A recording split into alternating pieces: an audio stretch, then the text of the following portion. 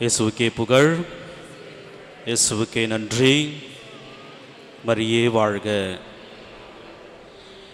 இயேசு கிறிஸ்துவில் பிரியமான சகோதர சகோதரிகளே, தூய லூர்து அன்னையினுடைய பக்தர்களே,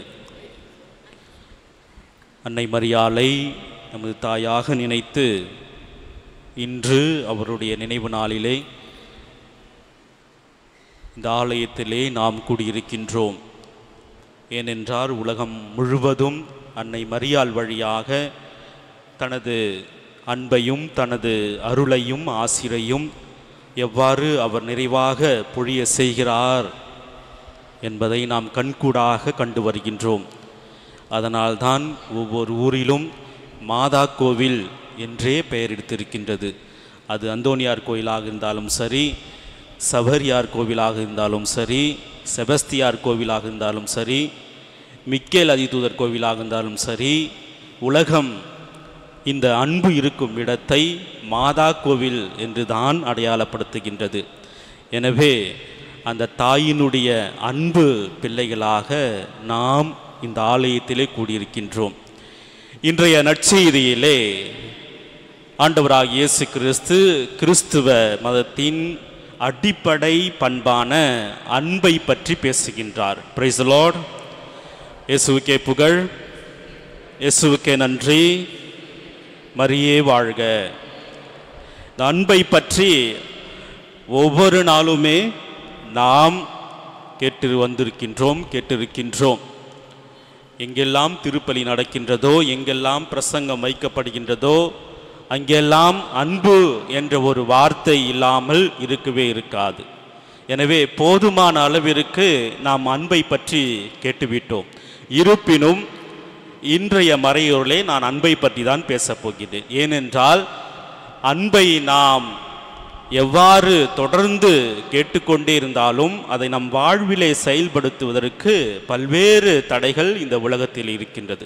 எனவேதான் திரும்பவும் திருச்சபையின் வழியாக நமது செவிகளுக்கு வந்தடைவது என்னவென்றால், அன்பு செய்யுங்கள், ஒருவர் ஒருவரை அன்பு செய்யுங்கள், ஒருவர் மற்றவருக்கு உதவி செய்யுங்கள், கடவுளை அன்பு செய்யுங்கள், முடிந்தால் பகைவரையும் அன்பு செய்யுங்கள் என்று நம் ஆண்டவராகிய இயேசு கிறிஸ்து இன்று நமக்கு அறிவுறுத்துகின்றார். விவிலியத்திலே தொடக்கத்திலிருந்து இறுதி வரை புரட்டி பார்க்கின்ற பொழுது இறைவாக்கினர் வழியாக தந்தையாம் கடவுள் யாவே இறைவன் தனது அன்பை வெளிப்படுத்துகின்றார். அதை வெளிப்படுத்தும் விதமாக ஒரு ஓமையை சொல்கின்றார். தாய்க்கு அன்பு வற்றி போகுமா? தாய் தன் குழந்தையை மறப்பாளோ? பால் குடிக்கும் குழந்தையை தாய் மறந்தாலும் நான் உன்னை ஒருபோதும் மறப்பதில்லை என்று சொல்கின்றார்.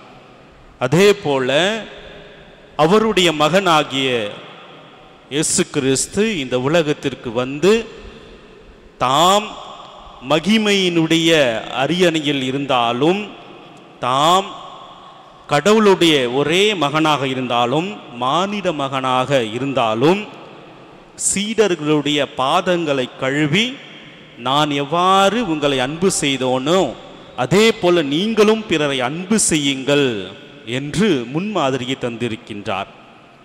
கடைசியிலே சிலுவையிலே அறியப்பட்டிருக்கும் போதும் கூட இரண்டு பக்கத்திலே கல்வர்கள் இருக்கின்றார்கள். ஒருவன் நல்ல கல்வன், இருவன் தீய கல்வன்.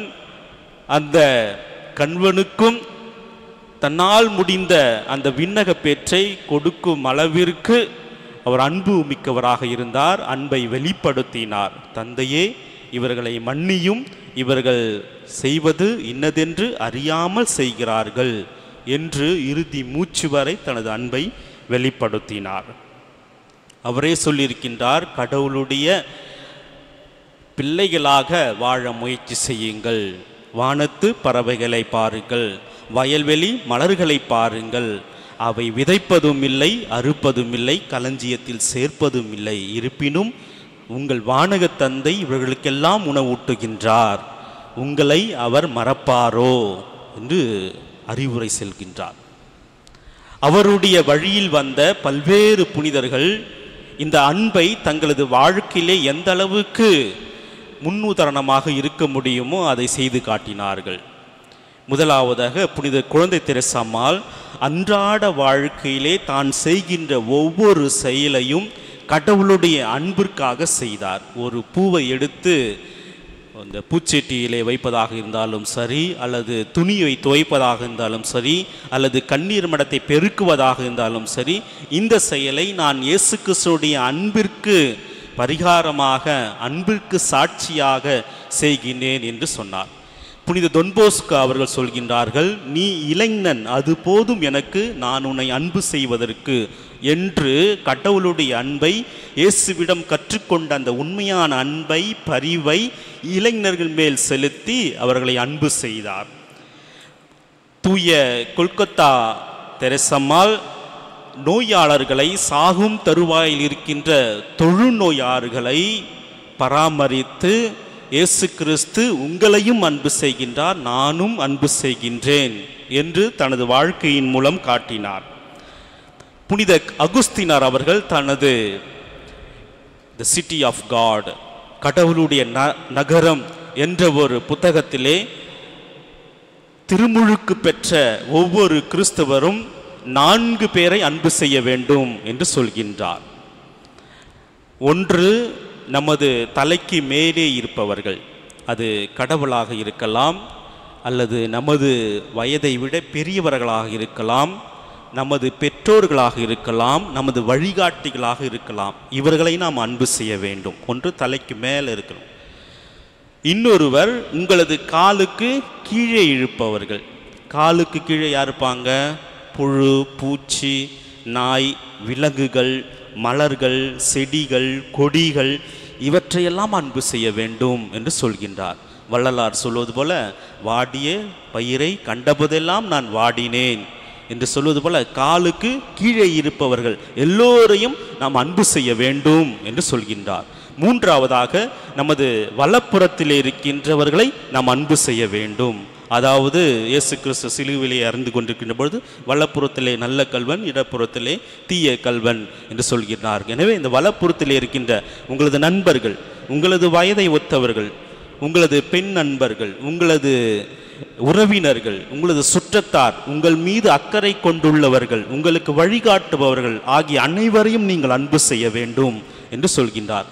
நான்காவதாக, இடப்புறத்திலே இருக்கின்றவர்கள், உங்களை அறியாதவர்கள், உங்களுக்கு தான் யார் என்றே தெரியாதவர்கள், உங்களை எதிர்ப்பவர்கள், உங்களை காட்டி கொடுப்பவர்கள், உங்களுக்கு மோசம் செய்தவர்கள், உங்களுடைய எதிரிகள், இவர்களையும் நாம் அன்பு செய்ய வேண்டும் என்று சொல்கின்றார்.